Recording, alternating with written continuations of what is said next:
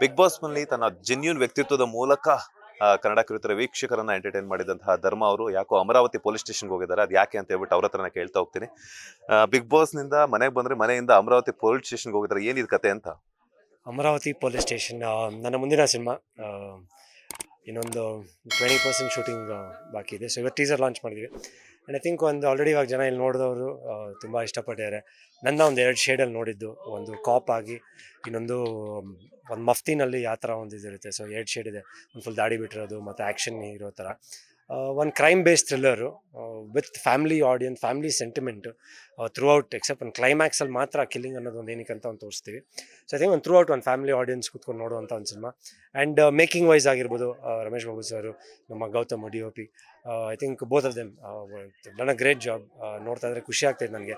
ಯಾಕಂದ್ರೆ ನನಗೆ ಸುಮಾರು ಜನ ಕೇಳ್ತಿದ್ರು, ಸ್ವಲ್ಪ ಇವತ್ತಿನ ಟ್ರೆಂಡಿಗೆ ಒಂದು ಅಪ್ಗ್ರೇಡ್ ಆಗಬೇಕು ನಿಮ್ಮದು ಸಿನಿಮಾಸ್ ಆಗಿರ್ಬೋದು, ಟೀಸರ್ ಆಗಿರ್ಬೋದು. ಸೊ ಇದನ್ನು ನೋಡ್ಬಿಟ್ಟು ನನಗೆ ಭಾಳ ಖುಷಿ ಆಯಿತು. ಬಿಗ್ ಬಾಸ್ ನಲ್ಲಂತೂ ನಿಮ್ಮ ಜೆನ್ಯೂನ್ ವ್ಯಕ್ತಿತ್ವದ ಮೂಲಕ ಎಲ್ಲರನ್ನೂ ಎಂಟರ್ಟೈನ್ ಮಾಡಿದ್ರಿ. ಸೊ ಧರ್ಮ ಅಂದ್ರೆ ಈ ತರನ ನಿಜವಾಗ್ಲೂ ಧರ್ಮರಾಯ ಅಂತಾನೆ ಹೇಳಿದ್ರು. ಬಟ್ ಆನ್ ಸ್ಕ್ರೀನ್ ಅಲ್ಲಿ ನಿಜವಾಗ್ಲೂ ಒಂದು ರಗಡ್ ಪಾತ್ರಗಳ ಮೂಲಕ ಮಿಂಚ್ತಾ ಇರೋದು ಒಂದು ನಿಮ್ಮ ಅಭಿಮಾನಿಗಳೆಲ್ಲ ಖುಷಿ ಕೊಟ್ಟಿದೆ.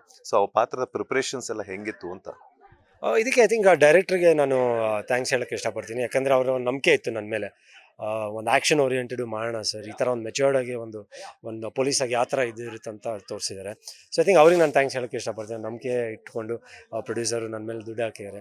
ಸೊ ಐ ಥಿಂಕ್ ಅದಕ್ಕೆ ಏನೇನು ಬೇಕು ಒಂದು ಪ್ರಿಪ್ರೇಷನ್ನು, ಆರ್ಯ ಅವರು ಡೈಲಾಗ್ಸ್ ಬರ್ದಿದ್ದಾರೆ. ಸೊ ಅದಕ್ಕೆ ಏನೇನು ಬೇಕು ಒಂದು ಪ್ರಿಪ್ರೇಷನ್, ಆ್ಯಕ್ಟಿಂಗ್ ವೈಸ್ ಆಗಿರ್ಬೋದು, ಆ ಮೆಚ್ಯೂರ್ಡ್ ಲುಕ್ ಹೆಂಗೆ ಕ್ಯಾರಿ ಮಾಡೋದಾಗಿರ್ಬೋದು, ಪ್ರತಿಯೊಂದನ್ನು ಐ ಥಿಂಕ್ ನಾನು ಒಂದು ಎಫರ್ಟ್ ಹಾಕಿದ್ದೀನಿ. ಎಲ್ಲೋ ಒಂದು ಕಡೆ ಸ್ಕ್ರೀನ್ ಮೇಲೆ ಕಾಣ್ತಾ ಇದೆ ಅಂತ ಕೆಲವರು ಹೇಳ್ತಾರೆ. ಸೊ ಹೋಪ್ಫುಲಿ ಜನ ಇಷ್ಟಪಡ್ತಾರೆ ಸಿನಿಮಾ ರಿಲೀಸ್ ಆದಮೇಲೆ. ಆ್ಯಂಡ್ ಅವ್ರಿಗೂ ಗೊತ್ತಿದೆ ಒಂದು ಕಂಟಿನ್ಯೂಸ್ ಆಗಿ ಸಿನಿಮಾಗಳು ಮಾಡ್ತಾಯಿದ್ದೀನಿ. ಆ್ಯಂಡ್ ಎಲ್ಲೋ ಒಂದು ಕಡೆ ಒಂದು ಸಕ್ಸಸ್ಸಿಗಂತ ತುಂಬ very hungry for that success ಅಂತ.